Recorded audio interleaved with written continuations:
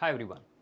In this video we are going to talk about JBIMS MSc Finance and the MHRD program. The registration or the application for these two programs has started. It started on the 11th of June and this video is relevant for students who have taken CAT 24 or CET 25. Now the admission process, as I just mentioned, for 25-27 batch has just started and you may be wondering, should I be applying to these programs or not? So in this video, I'm going to cover the basics, the details of all the programs, and you will understand whether you should apply or you should not apply to the MSc Finance or the MHRD programs. Let's get started. Now for the MSc Finance program, just starting with some of the basic information that you need. The intake of the program is 40. Now out of these 40 seats, 50% of the seats belong to the reserved category. So I'll also talk about the exact breakup of the reservation. The tests that are accepted are CAT 24 and CET 25, and then there are eligibility cutoffs. So the cutoffs have been predefined by the institute. If your percentile is above the cutoff, then only you should consider applying, otherwise you are not even eligible for the program. The application dates, as I mentioned, it has started from the 11th June. It will continue till 24th June. So you have 2 weeks to complete your application process. But I suggest that you start applying as early as possible, so that because there are some documents also that you will have to collect. You will have to upload these documents, pay the application fees and so on. So it may take, let's say, 2 or 3 days for you to complete the application form. And when you look at the form fees, it is flat 1500 rupees for everybody. Now let's talk about the eligibility. Now if you look at the MSc Finance program, and this is a program that JBIMS has been running for I think almost 10 years now, or slightly more than that. If you look at the score cutoff, so these are the eligibility requirements. If you have a percentile which is lower than this, you are not eligible for the program, then there is no question of applying. But if you have, let's say in CAT 24, the data says that you need to have 95 for the general candidate, and for CET it is 97 percentile. So if you're less than this, you're not eligible. You need to have more than the figures that you see on screen. So for those of you who have scored more than 95 in CAT or more than 97 in CET and you belong to the general category, you are eligible. For reserved and PH, the percentile requirement is 75 for CAT, and for CET it is 90 and 85 for the PH candidates. Okay, so all of the data is on screen. This is also there in the admission brochure. I suggest that all of you have a look at that because it contains far more details in terms of the program structure and things like that. So have a look at the detailed admission brochure. It is there on the JBIMS website. Now the other thing that is very important is your academic record. So your 10th and 12th standard, that also determines the eligibility. So if you look at for general candidates, it is 60%. Meaning if you had less than 60 in your 10th or 12th, you're not eligible to apply. If you had less than 55 and you're a reserved candidate, then also you're not eligible to apply. So this is the minimum eligibility requirement, okay? These are not the exact cutoffs. What I mean by that is, if you have, let's say, 95 percentile in CAT, you're eligible to apply. That doesn't mean that you will definitely get a call. Because when it comes to MSc Finance, they have something called the application rating. So they arrive at this particular score called PAR, and basis that they determine whether you're going to get a call or not. So now if you look at the selection process, let me start with how the application rating score is calculated. So if you look at this application rating score, the eligibility that we've already seen, the CAT or the CET score will have 60% weight. Okay, so you get a score out of 60 basis what the percentile that you submit, right? Whether it is CAT or CET. So your percentile has a lot of role to play in whether you will get a shortlist or not. The second thing is past academic record, which is 10th, 12th and graduation. So graduation, there's no percentage wise eligibility as such, the minimum requirement, but it has 15% weight. Then the extracurricular and work ex, that has 20% weight, and diversity has 5%. So that makes a total score out of 100, and basis this score you will be shortlisted. So just having high CET score doesn't mean that you will get a call, or having a low CET score meaning you will not get a call, right? It's not like that, because these things also matter. However, what we have seen is that majority of the students who get calls eventually, so I'll just go back to the previous screen because this data is important. A lot of times students ask that I have scored this much, should I apply? The data shows that for general candidates, at least for CET, though the percentile cutoff they have put it as eligibility as 97, typically people who have scored 98 or more, they have a higher chance of getting a call. So generally between 97 and 98, we haven't really seen a lot of students getting calls when it comes to CET. For CAT, again 95, if you're closer to 95, the chances of you getting a call will be on the lower side versus let's say if you're somebody at a 98 or a 99 percentile. Typically, we don't have a lot of CAT applicants applying because if you have 95 plus in CAT, obviously you would have converted some or the other colleges as well. It could be some of the IMS or some of the other private institutions. So typically you don't have lot of students applying with CAT score, but majority of the students are applying through their CET score. Okay, so that is why I would say if you're at 98 plus as a general candidate, I think you should definitely consider applying. Between 97 to 98, it may be a bit difficult for you to get a shortlist unless you have like a fantastic academic record, because as you see here, right, 15% is for academic record and 20% for your work experience. So if you have great academic record and you have great in work experience as well, in that case, even between say 97 98, there may be a chance of you getting a call, but it's a little difficult to get call. Now, what happens after this is they basis the application rating. They shortlist about 400 candidates. So for 40 seats, they shortlist 400 odd candidates. This is so the final selection rate eventually comes out to 1 out of 10 shortlisted candidates, eventually making it into the program. So what they do is they have an in-person assessment wherein they will call you for. So the first thing that happens is a group activity, which has 60% weight, then the personal interview which has 15%, and then there is a VAT which is 20. Okay, so if you look at this, the final score is arrived at by doing 0.6 into ARS, the application rating score, and 0.4 for the IPA which is present.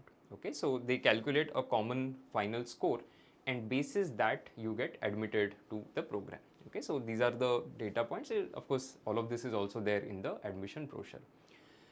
Now, some important things to remember is that firstly, if you are the candidate should have opted for mathematics either in 12th or at the undergraduate level. So this is a mandatory requirement that they have put, meaning you should have maths as a subject.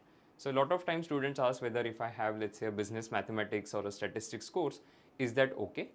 You can always reach out to JBIMS and get that clarification. Okay, so I suggest that you talk to JBIMS, the ADCOM once, to understand if you have any questions and whether you are eligible or not for the program.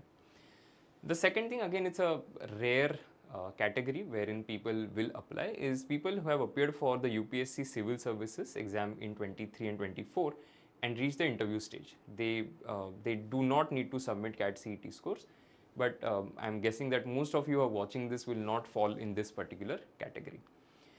The reservation is applicable only to Maharashtra state candidates, and this is where it is different compared to a lot of other programs where the reservation is central. This is not the case here. So for JBIMS MSc Finance and for MHRD applications as well, the reservation is applicable only to Maharashtra state candidates. And as I mentioned, approximately 400 candidates will be shortlisted. Okay. We don't have exact data in terms of how many applications they get because that data is not released by the institute.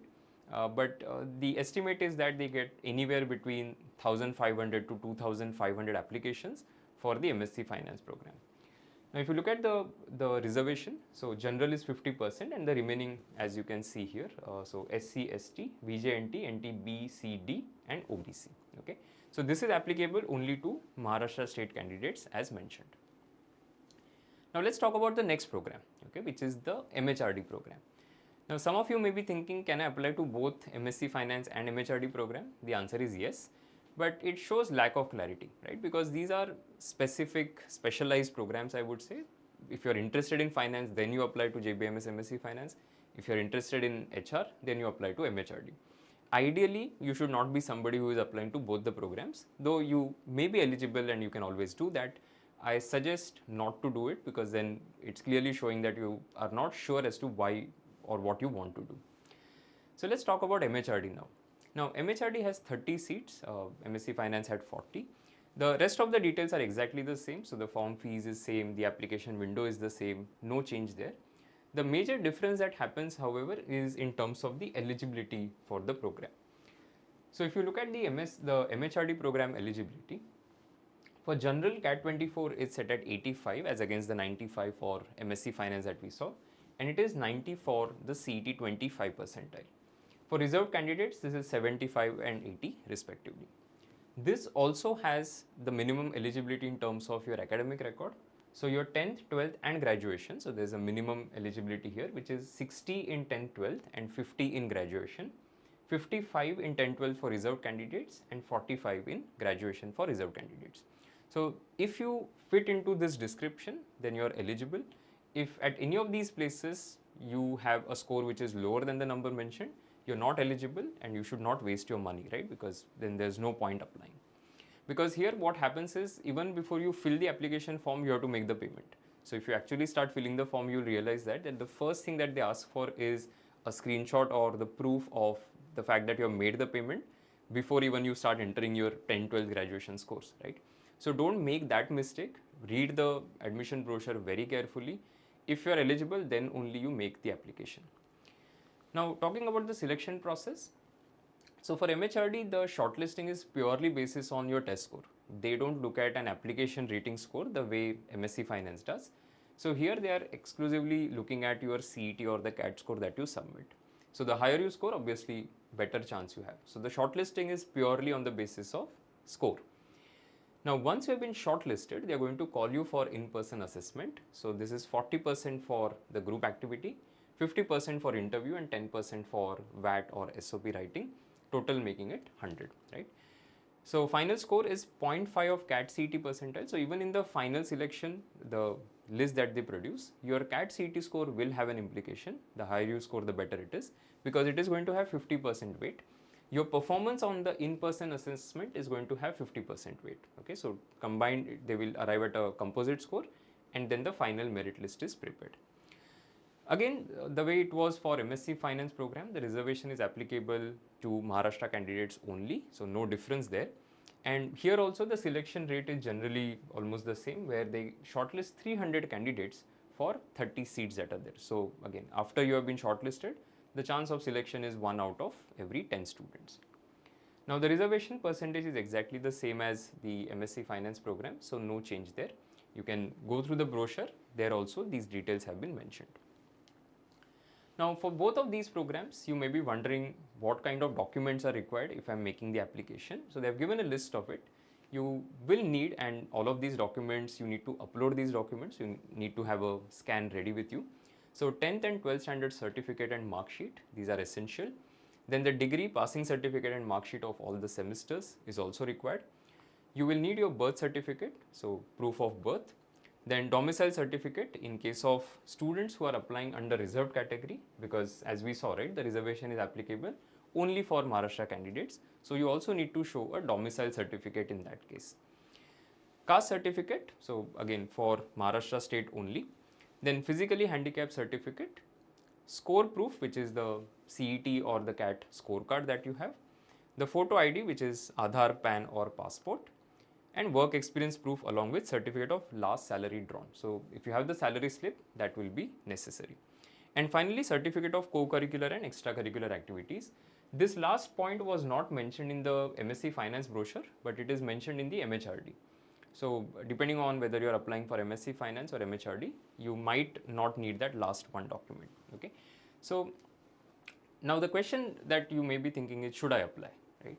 So my answer is very clear. If you are somebody who has scored higher than the cutoff, definitely consider applying, because it's a great opportunity. If you look at the MSc Finance as well as the MHRD programs and go through the placement report, you will see that the average packages are higher than pretty much all the MMS offering programs that the colleges that you see under CET cell. So if you think of say a Sydenham or a Wellinger or any other college, right, SIES, etc., the placement figures at JBIMS, MSc Finance and MHRD are higher. Now you may be wondering about the chances, that maybe I do not have a great chance.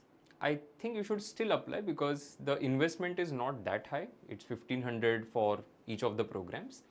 So even if you don't get a call, that is the worst that can happen, it's still okay, right? It's not a big opportunity loss for you.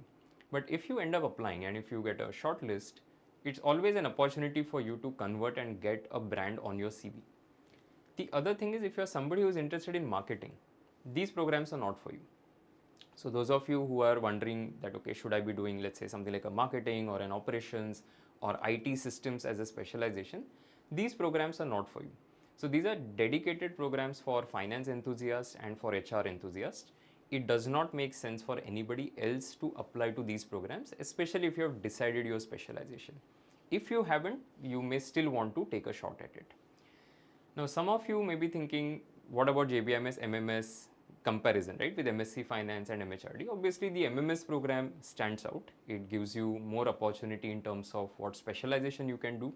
So, because of the university governed specializations that are available, so you can get into an MMS program and do finance, marketing, HR operations. But here you get restricted in that sense. However, there is more depth as well that is present in the MSc Finance and MHRD program for that particular domain. So going to say a JBIMS MMS and then specializing in HR, that may not make a lot of sense. But if you go to JBIMS and do the MSc Finance, MS or the MHRD program, depending on again what specialization you want to do, I think that will do far more justice. So between a JBIMS MMS Finance and MSc Finance, of course MMS Finance, obviously because of the legacy that is there, but MSc Finance is again a great option. So what I would suggest is look at your score first of all, what's your percentile, look at the cutoff, see if you are eligible. If you are eligible, see if your score is on the higher side, not towards the bare minimum that they need, and then take a call. Because as I mentioned, for general candidates, typically we have seen 98 plus. That's the score that puts you in a comfortable position to get a shortlist for the MSc Finance program. For MHRD, that figure is somewhere around 93, 94 percentile. So people who are closer to 90 might find it a bit difficult to get a call, but you never know. So it's always better to just give it a try and see what happens. So it's always better to get a reject than a regret. That's how I have principally looked at all application processes. So I suggest that you apply and see what happens. So on this channel, you will find a lot of content related to JBIMS application process. You can find more information there. For those of you who have appeared for CET 25, the centralized admission process has not yet started. So that is also something that we'll be making very soon. So have a look at that video as well. I hope this has helped you. If you have any questions, let us know in the comment section and we'll try and get back as early as possible. Thank you so much for watching. Wish all of you all the best.